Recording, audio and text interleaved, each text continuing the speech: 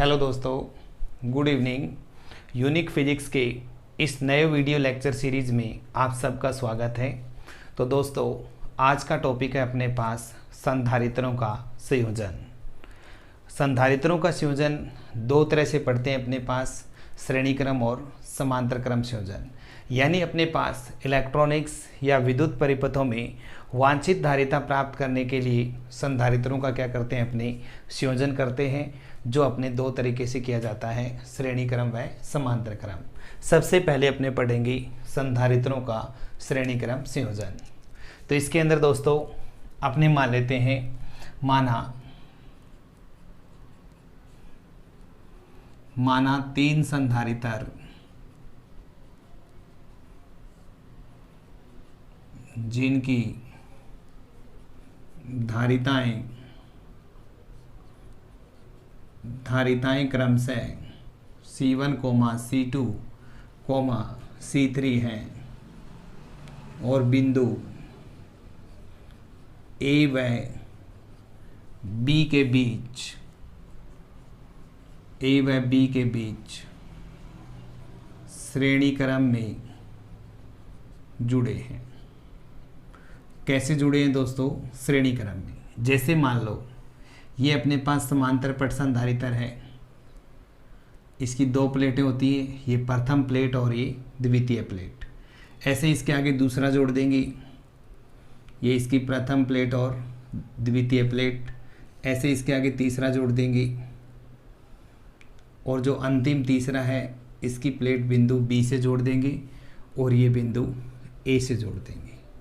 इसकी धारिता मानेंगे C1, C2 और C3।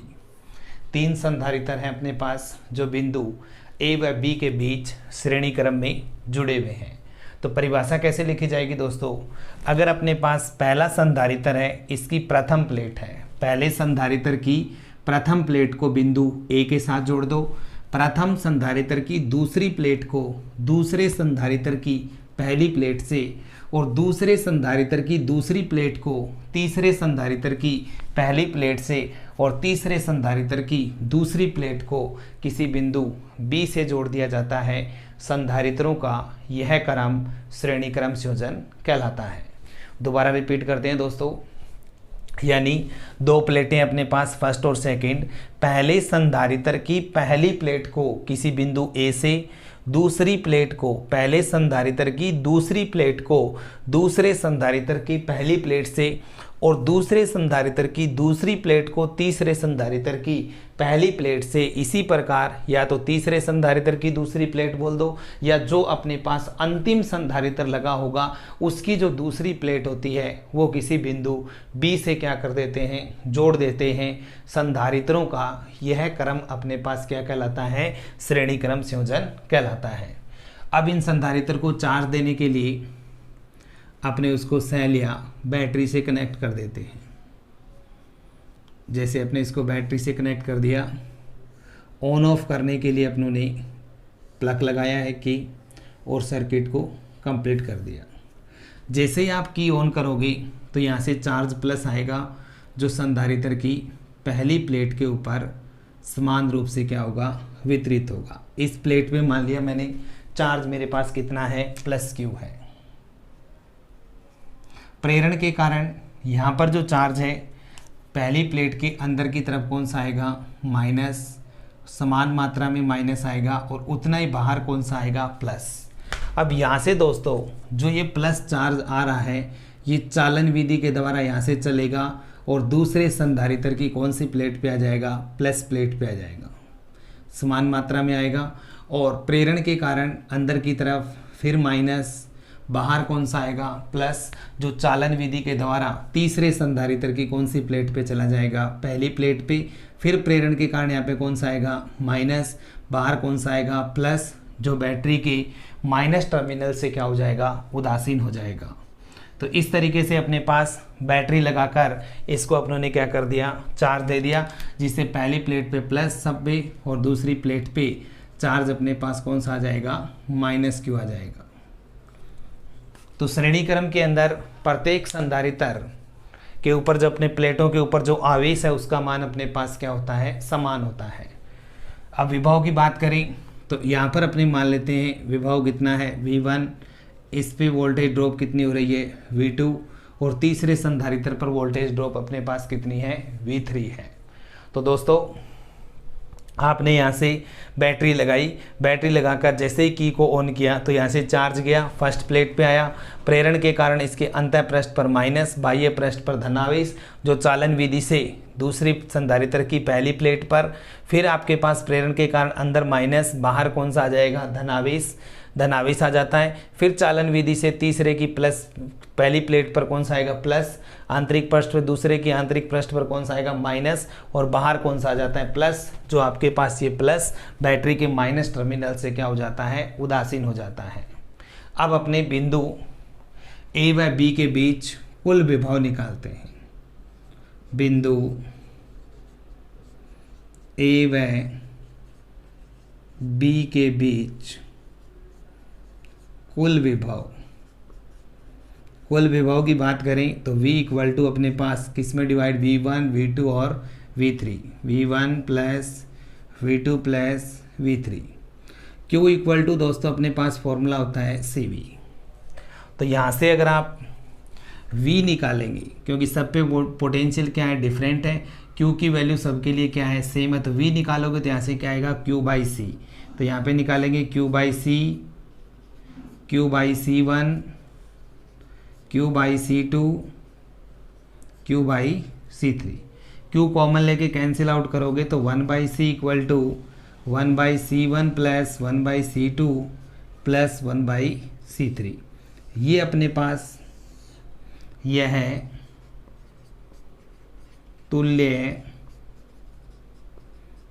तुल्य धारिता का सूत्र है। अगर दोस्तों आपको याद आ रहा है तो आपने प्रतिरोधों का श्रेणीक्रम संयोजन पढ़ा था 10th में। तो प्रतिरोधों के श्रेणीक्रम संयोजन में आपने फॉर्मूला निकाला R equal to R1 plus R2 dash dash RN, और समांतर क्रम में निकाला 1 by R equal to 1 by R1 plus 1 by R2 dash dash 1 by RN। तो प्रतिरोध का संधारित्र में फॉर्मूला क्या रहा है अपोजिट आ रहा है अपने पास। अब अपने मान लें कि यदि परिपथ में n संधारित्र लगे हों तो धारिता 1 by C equal to 1 by C1, 1 by C2 dash dash 1 by Cn, इस तरीके से निकाल सकते हैं। फॉर्मूले को 1 बाई डैश डैश Cn तक कर देंगे। अब दोस्तों अगर यहाँ से कंडीशन लगाएं कि यदि सभी संधारित्रों की धारिता समान है, और सभी संधारित्रों की अगर धारिता अपने समान ले तो अपने पास क्या होगा 1 बाई C इक्वल टू सबको मान लेते हैं C1, तो 1 by C1 dash dash 1 by C1। तो अपने पास यहाँ से क्या मिलेगा 1 by C equal to 1 by C1, 1 by C1 n by C1। तो C निकालोगे तो क्या आएगा C1 बाई n। तो यहाँ से क्या रिजल्ट मिला अपने पास कि यदि सभी संधारित्रों की धारिताएं क्या है समान है, तो तुल्य धारिता का मान एक संधारित्र की धारिता और संधारित्रों की संख्या के भागफल के क्या होता है बराबर होता है। इसमें जब अपने को प्रतिरोध के अंदर अपनों ने किया था तो श्रेणी क्रम में मैक्सिमम प्रतिरोध और समांतर क्रम में अपने पास क्या होता है मिनिमम। इसमें अपने पास अपोजिट फॉर्मूला आ रहा है।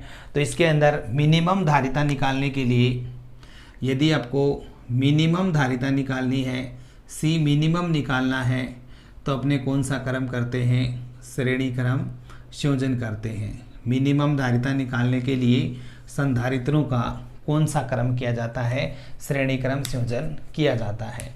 अब यहाँ से अपने मेन पॉइंट क्या निकले कि जो संधारित्र है उसका जब अपने श्रेणी क्रम संयोजन करते हैं तो तुल्य धारिता 1 by C equal to 1 by C1 plus 1 by C2 dash dash 1 by Cn सूत्र से दी जाती है।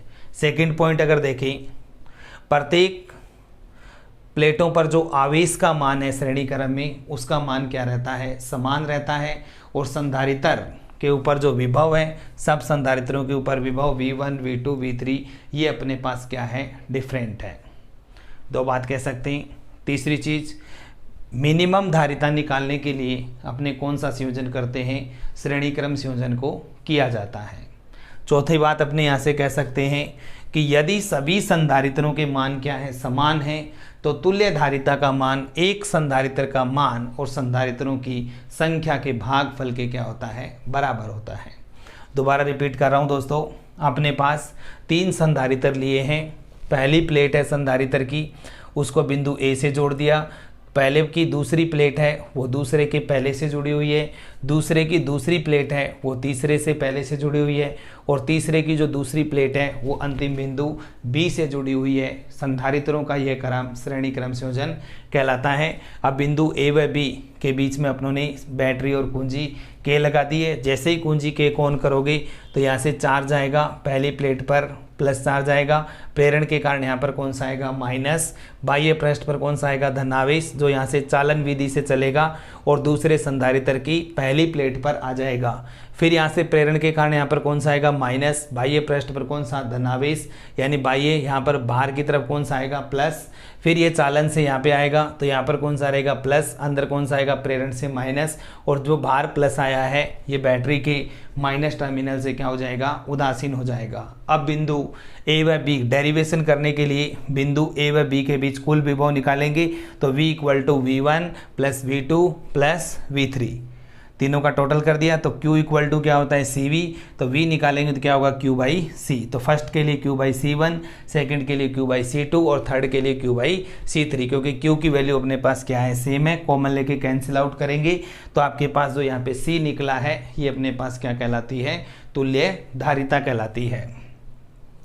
अब अपने पास यदि परिपथ में n संधारित्र लगे हैं तो इस फॉर्मूले को डैश डैश करके कहाँ तक करेंगे, n तक करेंगे, और यदि सभी संधारित्रों की धारिता समान है तो 1/C = 1/C1 1/C1 1/C1 यानी n/C1, और C निकालेंगे तो C1/n, यानी क्या रिजल्ट मिला कि यदि सभी संधारित्रों की धारिता समान है तो तुल्य धारिता का मान एक संधारित्र का मान और संधारित्रों की संख्या के भागफल के क्या होता है, बराबर होता है। और मिनिमम धारिता निकालने के लिए अपने कौन सा संयोजन करते हैं, श्रेणी क्रम संयोजन को किया जाता है। अब दोस्तों अपने समांतर क्रम संयोजन को देखते हैं। तो अपने पास संधारित्र लगे हुए हैं, जैसे अपने मान लेते हैं 3 संधारित्र हैं अपने पास, फर्स्ट, सेकंड और थर्ड। इन तीनों संधारित्रों की जो अपने पास प्रथम प्लेट है ये किसी बिंदु ए से जुड़ी हुई है, इसको नाम लेते हैं ए, और इनकी जो दूसरी प्लेट है वो बिंदु बी से जुड़ी हुई है। संधारित्रों का यह क्रम समांतर क्रम संयोजन कहलाता है, यानी सभी संधारित्रों की पहली प्लेट को किसी बिंदु ए से जोड़ दिया जाए और दूसरी प्लेट को किसी बिंदु बी से जोड़ी, यानी सभी की सभी प्लेटें हैं, प्रथम जो प्लेटें हैं वो उस किससे जोड़ दो, ए से, और सारी की सारी जो द्वितीय प्लेटें हैं उनको किससे जोड़ दो, बी से जोड़ दिया जाए, तो संधारित्रों का यह क्रम समांतर क्रम संयोजन कहलाता है। अब अपने इसकी धारिता मानते हैं कितनी है, C1, इसकी कितनी है C2, और इसकी कितनी है अपने पास C3। अब अपने चार्ज देने के लिए उसको सेल या बैटरी से कनेक्ट कर देते हैं। ऑन ऑफ करने के लिए यहाँ पे की लगा देंगे। जैसे ही दोस्तों के को ऑन करोगे तो पॉइंट ए पर आकर चार्ज उसके धारिता के अकॉर्डिंग 3 भागों में बंट जाएगा।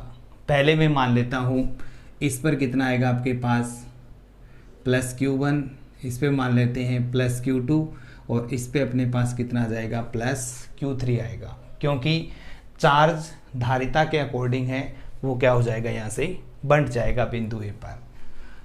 तो पहली प्लेट पे चार्ज अपने पास कौन सा आ जाएगा, धनावेश,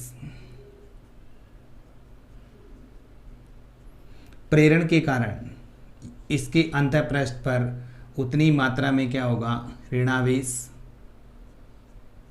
और बाहर कितना आएगा, धनावेश, जो यहाँ से आएगा और बैटरी की माइनस टर्मिनल से क्या हो जाएगा, उदासीन हो जाएगा। तो इस प्लेट पे चार्ज अपने पास क्या आया, -Q1 -Q2 और -Q3। समांतर क्रम है तो समांतर क्रम में विभव का मान है वो अपने पास क्या रहेगा, समान रहेगा। तो इस पे विभव कितना है अपने पास, V। अब दोस्तों यहाँ से A पर आकर चार्ज है वो डिवाइड हो रहा है, Q चार्ज है वो 3 पार्ट में बंट रहा है अपने पास, Q1 Q2 और Q3। तो डेरिवेशन करने के लिए अपने चार्ज की इक्वेशन लेके चलेंगे, Q जो चीज़ डिवाइड होती है उसकी लेंगे, Q = Q1 + Q2 + Q3। इतना एक बार रिपीट कर रहा हूँ कि यानी अपने 3 संधारित्र लिए हैं, तीनों संधारित्र की जो पहली प्लेट है उसको किसी बिंदु A से और दूसरी प्लेटों को किसी बिंदु B से जोड़ दिया जाए तो संधारित्रों का यह क्रम समांतर क्रम संयोजन कहलाता है। चार्ज देने के लिए दोस्तों अपने ने इसके साथ बैटरी और की लगाई है। जैसे ही की को ऑन करोगे यहाँ से चार्ज आएगा, A पर आकर चार्ज 3 भागों में बंटेगा, जो इनकी धारिता है इसके अकॉर्डिंग चार्ज क्या हो जाएगा, बंट जाएगा। तो अपनों ने मान लिया पहले में कितना गया Q1, दूसरे में Q2, तीसरे में कितना गया Q3, जो प्रथम प्लेट पे आएगा। प्रेरण के कारण द्वितीय प्लेट के अंदर की तरफ अपने पास क्या आएगा, ऋणावेश, और बाह्य पृष्ठ पर उतना ही क्या आ जाएगा, धनावेश। ये धनावेश चालन विधि के द्वारा बैटरी के माइनस टर्मिनल से क्या हो जाता है, उदासीन हो जाता है। अब अपने निकालते हैं बिंदु A व B के बीच कुल आवेश। कुल आवेश की बात करें तो Q = Q1 + Q2 + Q3। Q = अपने पास क्या होता है, CV। तो प्रथम के लिए C1V, C2V, C3V। V common लेके कैंसिल आउट होगा, C1 + C2 + C3। ये आपके पास फॉर्मूला आया है,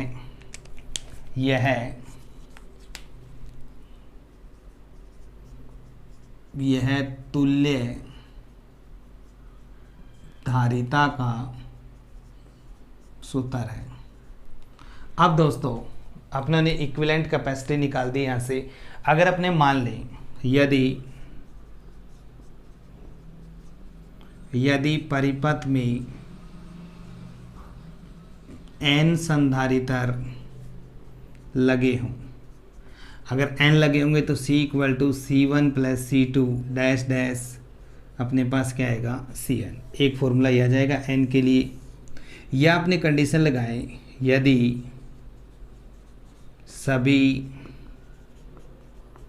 सभी संधारित्रों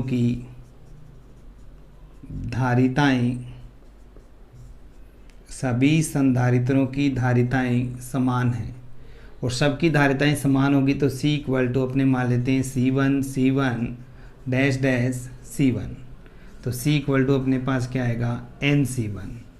इसका मतलब दोस्तों क्या रिजल्ट निकला यहाँ से कि यदि सभी संधारित्रों के मान समान हैं तो तुल्य धारिता एक संधारित्र का मान और संधारित्रों की संख्या के गुणनफल के क्या होती है, बराबर होती है, जब सभी संधारित्रों के मान क्या हैं, समान हैं। तो यहाँ पर अपने पास मेन पॉइंट क्या निकले इसके कि श्रेणी क्रम के लिए जो आपने सूत्र निकाला था वो आपके पास आया 1/C = 1/C1 1/C2 - 1/Cn, जो अपने पास रेजिस्टेंस में कहाँ पे निकलता है, पैरेलल के अंदर, यानी 1/R = 1/R1 + 1/R2 - 1/Rn। इसमें अपने समांतर क्रम में डायरेक्ट जुड़ता है C1 C2 C3 - Cn, और समांतर क्रम में प्रतिरोध का सूत्र अपने पास क्या होता है, इसका जो समांतर क्रम में आता है वो प्रतिरोध के कहाँ पर होता है, श्रेणी क्रम के अंदर होता है। तो प्रतिरोध के अंदर जो सूत्र लगते हैं और जो संधारित्र के अंदर जो सूत्र हैं, ये सूत्र आपस में क्या है, अपोजिट के अंदर है, यानी उसके जो श्रेणी में लगता है वो उसके समांतर में लगेगा और समांतर में लग रहा है वो उसके श्रेणी में लगेगा। तो यहाँ से दोस्तों अपने 4 मोस्ट पॉइंट क्या है कि एक तो इसका श्रेणी जो समांतर क्रम है उसका सूत्र आता है तुल्य का C = C1 + C2 - Cn। एक आपने निकाला कि बिंदु जो A है प्रत्येक संधारित्र है उस पर आवेश का मान क्या होगा, अलग अलग होगा, और इस पर विभवांतर का मान अपने पास क्या होगा, समान होगा। 3 पॉइंट। और 1 पॉइंट अपने पास ये निकलता है कि यदि सभी संधारित्रों के मान समान हैं तो तुल्य धारिता का मान एक संधारित्र का मान और संधारित्रों की संख्या के गुणनफल के क्या होता है, बराबर होता है। तो यहाँ पर अपने पास धारिता क्या निकलेगी, मैक्सिमम। और मैक्सिमम अपने पास कितनी आई, NC1। और जब आपने मिनिमम निकाली थी C मिनिमम, तो आपने निकाली थी C1/N, यानी एक संधारित्र का मान और संधारित्रों की संख्या के भागफल के क्या होता है, बराबर होता है। ये मिनिमम कब आती है, जब अपने कौन सा संयोजन करते हैं, श्रेणी क्रम। और मैक्सिमम कब आती है अपने पास, जब अपने कौन सा क्रम करते हैं, समांतर क्रम करते हैं। कई बार आपके पास इसका रेशो पूछ लिया जाता है, तो जब आप यहाँ से रेशो निकालेंगे C maximum by C minimum का अनुपात पूछ ले कि अधिकतम एक परिपथ में n संधारित्र लगे हुए हैं, इनको किस प्रकार जोड़ा जाए कि इसकी तुल्य धारिता अधिकतम हो, और किस प्रकार जोड़ा जाए कि इसकी तुल्य धारिता न्यूनतम हो। अधिकतम और न्यूनतम धारिताओं का अनुपात ज्ञात कीजिए। तो अपने ये करेंगे C maximum by C minimum. Maximum कितना निकला आपके पास, NC1, और मिनिमम अपने पास कितना आ रहा है, C1/N। C1 से C1 कैंसिल आउट होगा, तो अपने पास N ऊपर चला जाएगा, C max by C minimum N²/1। तो इसका मतलब मैक्सिमम धारिता और मिनिमम धारिता का जो अनुपात है वो अपने पास कितना मिलता है, N²/1 प्राप्त होता है। तो दोस्तों, आपको संधारित्रों का श्रेणी क्रम संयोजन व समांतर क्रम संयोजन अच्छी तरह से समझ में आ गया होगा। तो दोस्तों, इस वीडियो को ज़्यादा से ज़्यादा शेयर करें, लाइक करें और कमेंट करें। और अभी तक आप YouTube पे नए हैं, हमारे चैनल को आपने सब्सक्राइब नहीं किया है, तो चैनल को सब्सक्राइब करें और बेल आइकन को क्लिक करें, ताकि इसी तरह के जो वीडियो हैं वो आपको सबसे पहले मिलते रहें। Thank you.